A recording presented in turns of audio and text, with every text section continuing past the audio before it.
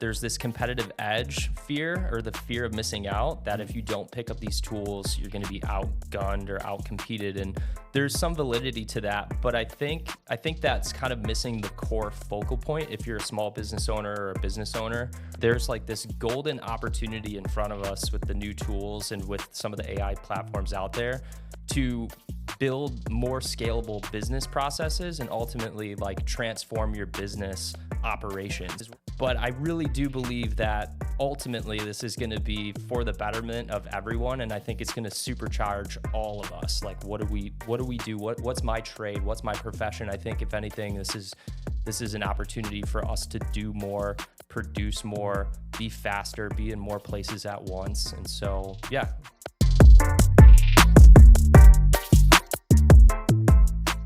Well, welcome to today's Swift Chat.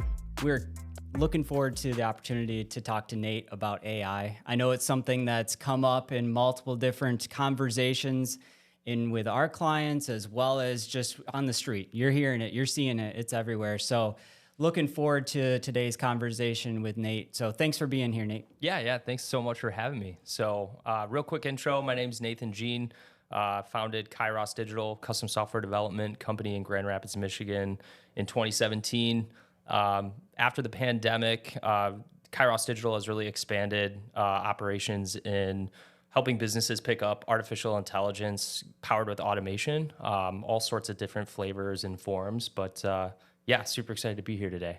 Yeah, and one of our kind of focuses, or more or less a passion, is small businesses, right? And I've had a couple businesses that I've started from nothing. I know you're Same. on that boat as well. And there's a lot to think about. We just had a conversation just talking about IT hardware and all the different things as a small business owner and a startup, things that you got to pay attention to and think about. And then you've got all this buzzing in your background too around AI, and like, oh, you should be doing all these different things. But what are some of the like major impacts that we should be paying attention to that you see coming towards small businesses around AI? Yeah, so my opinion on this is that there's kind of like this arms race pressure that's happening right now within small businesses and large businesses too, where there's this competitive edge fear, or the fear of missing out, that if you don't pick up these tools, you're going to be outgunned or outcompeted. And there's some validity to that, but I think that's kind of missing the core focal point. If you're a small business owner or a business owner or an entrepreneur, is that actually there's like this golden opportunity in front of us with the new tools and with some of the AI platforms out there to build more scalable business processes and ultimately like transform your business operations, which a business is nothing without really awesome process and operations. You know, it takes people and computers and softwares to make everything tick. And so that's kind of what I'm seeing at the moment is like, yeah, it's a lot of like, oh man, we got to get started on this, but where do we start? And my hope is to bring a little bit of clarity and direction to that question. So Okay. yeah. Now, are some of these things that we need to be paying attention to, are they, all doom and gloom? Like these are things that are, Yeah. You're going to take over your companies, or are these positive things, these exciting things? These are things that we should be passionate and racing towards. Yeah, I think overall, I mean, I'm coming from a slightly biased opinion, but I think ultimately this is going to be kind of like the second industrial revolution for society. Is there some fear and concerns around like job displacement? Absolutely. I actually did a little bit of research and looked at the job labor distribution for the country right before the Industrial Revolution. And there's some charts and stuff out there where you can see this, but agriculture was huge. And then the Industrial Revolution happened, and so many people left agriculture, and agriculture really started to suffer because of that new tech and displacement. But then what you see is 10, 20, 30 years later, agricultural jobs and production started to skyrocket, and it was because of all of the benefits from having the Industrial Revolution with the machinery and the gear and whatnot. And so my opinion is we're kind of in that second experience of an industrial revolution. It's really more or less like an AI revolution, I guess, if you will. So it feels weird because we're just kind of experiencing it. It's like it's new. It's just kind of started somewhat over the last like year or so. But I really do believe that ultimately this is going to be for the betterment of everyone, and I think it's going to supercharge all of us. Like, what do we do? What's my trade? What's my profession? I think if anything, this is an opportunity for us to do more, produce more, be faster, be in more places at once. And so, yeah. What do you think should be like the main focus? Like people could try to stuff it in anywhere. Where do you think those processes should be most evaluated in an organization? Yeah. So what I like to recommend is look at your business processes and try to identify which ones suck. Like which ones suck the most, which ones are the most dilapidated, hard for people to follow, seems like way too complex. And that's a really good first starting place to say like, all right, let's rip apart this process and see if we can put AI and automation to work. Automation is probably going to handle a majority of solving that problem. Where AI comes into play with automation is handling cognitive workloads. So you have really like two different types of problem solving, right? You have your traditional logic problem solving, which is like code. You have a function, and that function expects certain inputs. And every time you run that function, it's always going to expect the same inputs, and it's always going to give you the same outputs.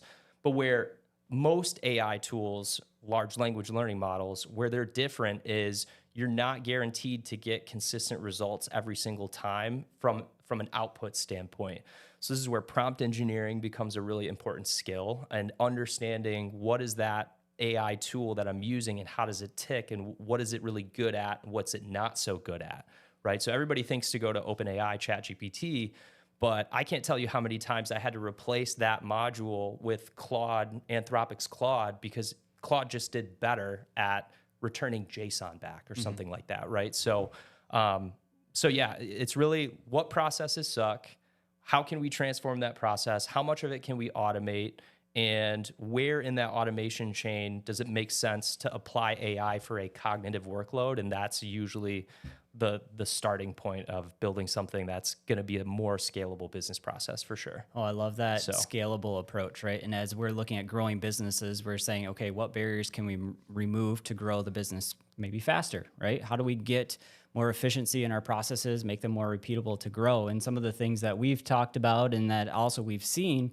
is just partnering AI with some of your roles as you're a small organization that's growing quickly, whether it is marketing or sales. Like, how can you partner AI with that individual to help them just take on more opportunities and move things through faster? Also, training of those new employees, right? How do you take that knowledge, maybe put it into a system that then can help scale the employee number 2, 3, or 4? So there's definite opportunities there to help your organization scale to the next level faster with partnership in this way. So I'm sure you've seen examples of this, right? Do you have any specifics that come to mind of ways that you've seen some of these businesses take on AI technology in different areas, and how has it impacted their business? Yeah, great question. So we started using AI at Kairos for augmenting software developers, right? We were using tools like GitHub Copilot to help the developers write better code and to better understand their code, way before OpenAI and things like that became popular. And so we've been very familiar with it for quite a while now. For most of the businesses, we've helped a couple companies in a very different ways, like solving very different problems. So one solution that we recently just rolled out is taking all audio call recordings. So like imagine you're a call center and you're doing hundreds and hundreds of calls. You have these call recordings and you need to score the quality of those calls and make sure like the survey was completed and all that jazz.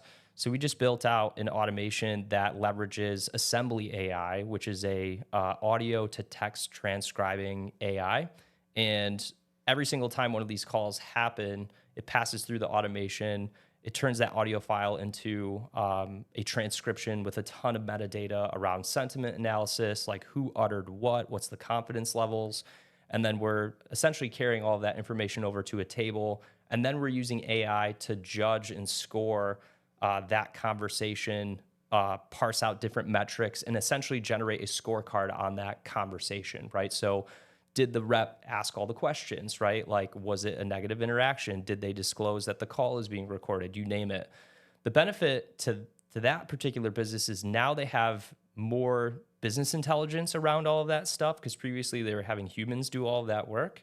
But they're also able to aggregate all that information now and identify certain trends. Like, hey, for some reason, we're getting a lot of angry customers for whatever reason, right? So now we can do indicators and say, hey, we need to send some alarm bells, right? Because something's changed, right? So that's one example. There are many, many others, but primarily within the AI transcription, like dealing with text and using language learning models and weaving that into certain business solutions and automations, that's primarily where we've been working in. And I know even from the software side and engineering, that's what we do. We deal a lot with organizations that are, they're training new employees, not only in engineering, but in sales. They're looking at growing their business, right? So it's not just AI that can be used in the, development, product development, or things like that, but it can be in any of these areas of your organizations. Now, when you're talking about taking data from calls and coaching the sales reps in ways that they can improve, does that pull in some misconceptions from maybe some of these sales reps? Does that pull, or maybe a different example of maybe some areas that people are concerned about AI that it's a misconception. Maybe it's something they shouldn't be as concerned about it as they are. Yeah, I think with most of the fear side of AI, it's all around job displacement, right? Like people are really worried that they're going to lose their jobs, and to be honest, like there will be a degree of that over the next several years. Like new technology is disruptive and it will disrupt certain workforces. My word of advice to the folks who are sincerely worried about that is to actually start learning how to use these tools and like kind of join the workforce of tomorrow, so to speak. Because if you can be the thought leader, right, on how to pick up these tools for your particular job and what you do day to day, and you can bring that into your company, then you've done something special. And now everybody's going to look at you like, hey, you're the AI person for marketing content. You're the AI person for business ops or whatnot. And so instead of just, I'm worried, I'm afraid, like I can't do anything about it. Like you actually can do something about it by actually learning how to use this new tech, right? It's like carts and horses before Ford turned out, the Model T. A lot of folks were worried about, hey, like we're all going to lose our jobs. And eventually horses and buggies like went away, but there was a long period of time where they still stuck around while Model Ts came about. And you should probably want to learn how to drive the car because eventually that's all that's going to be there, so you brought up a good point. Like, how do we learn to drive the car, right? How do we continue to stay on a balanced approach to understanding AI? You don't want to go all in and just say, no, my entire job's going to be replaced by AI anyway. I'm just going to use ChatGPT for everything and then turn and burn. But like, how do you experiment? How do you learn more? How do you get educated? What are some things you advise? So for businesses specifically, start to create almost like a committee or a community centered around like AI discovery and AI adoption, right? So here's something simple that we do for our business. We have a Slack channel where all team members will share new exciting tools that they discover. And then other people can become aware of them and play around with them, learn the ins and outs of them. Then from there, we'll have like a meeting on a reoccurring basis, maybe like once a month. And we're more or less just discussing like what tools are awesome and which ones are like, it's really not that great after all. And then usually that turns into some quick and dirty R&D initiative, right? Like, can we build like a little tiny something with this thing just to learn more of the ins and outs and what's it's good at and what's it not good at? And then eventually something opens up where it's like, hey, we can plug this into this process over here and that'll make things way better, right? So having a culture and having people share insights around new AI tools and kind of getting excited from that perspective. And then after that, it becomes action, right? So let's actually put together like a committee or a group of people whose job is basically to look at some of those new discoveries and say, where can we put this to work for ourselves and how, right? And I think if you can do that internally at your organization, like you're pretty much on the way. I like that approach of creating the culture around that. Do you see that some businesses, like treat AI as almost something you shouldn't bring up at work? Like, you shouldn't talk Yeah. about, like, is there the culture of like, Yep. no, that's not really something we say around? Is that Yeah, something you absolutely. see? My wife actually applied for a part-time job, and they made it very, very clear that you were not to use ChatGPT for literally anything, like not even coming up with ideas for content or anything like that. So there are some industries that are AI hesitant. My feeling is that those are the industries that are feeling the disruption the most at the moment. Now, what about where do you see where it's not a place for it? Like, what are the main areas that you see not a place for it? Yeah, primarily because language learning models comprise like 80% of all of the AI activity that, businesses are using.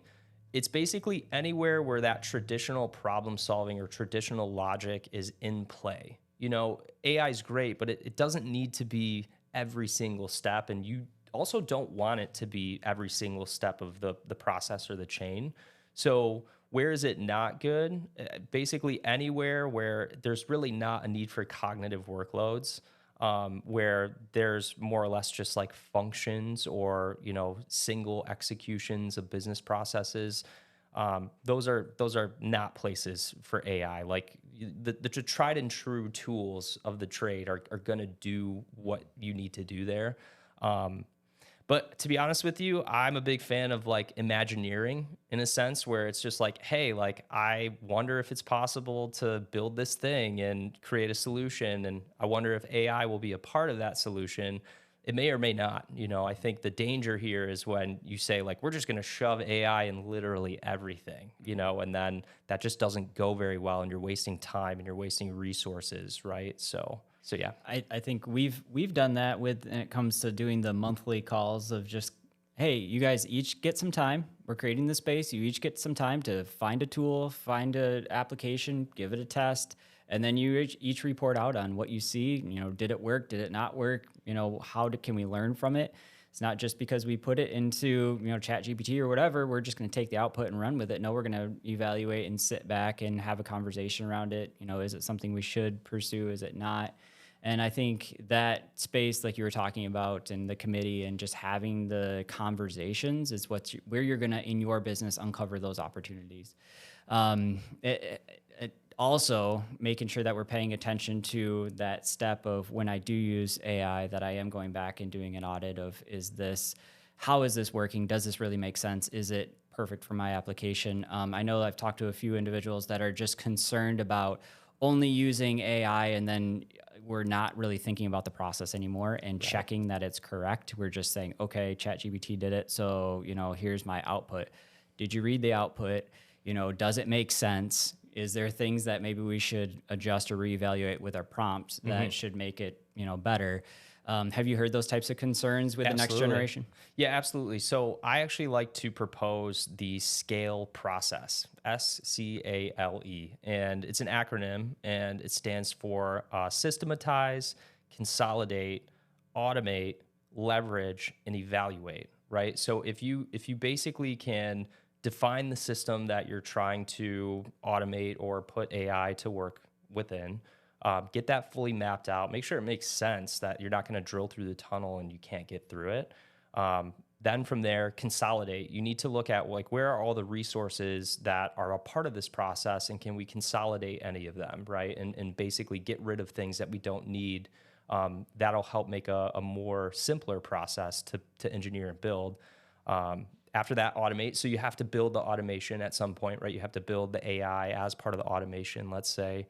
Then you're going to leverage it. So you've deployed this invisible process running in the background, right? You're leveraging it, which is great, but now you need to evaluate it, right? You need to measure KPIs. You need to determine what KPIs need to be measured out of that scalable process, and you need some way to track that data so that you can audit it, so you can see the performance of it, and also know, like, has something changed? Because a lot of the times you're interweaving things like OpenAI or Claude or Assembly AI, and they may change their product. Like, they may change their solution, and now you're not getting the same results that you got before. How do you know that happened, right? So if you're not identifying those KPIs and having those metrics automatically update and be a part of the scalable process that you're building, then you'll be missing that piece for sure. So it's the scale process. Oddly enough, it's like, hey, build scalable processes, right? Well, how do you do that? SCALE.